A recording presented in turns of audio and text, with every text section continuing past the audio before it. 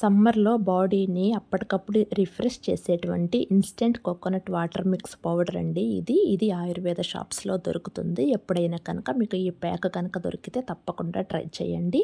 Taste అయితే చాలా బాగుంది. దీని కాస్ట్ వచ్చేసరికి 10 రూపీస్ అండి. ఈ 10 రూపీస్ ప్యాక్ వచ్చేసరికి 200 ml వాటర్కి అయితే కరెక్ట్గా సరిపోతుంది. అలసిపోయి వచ్చిన పిల్లలకి అప్పటికప్పుడు ఇన్స్టెంట్గా కలిపించేసి ఇచ్చేయచ్చు.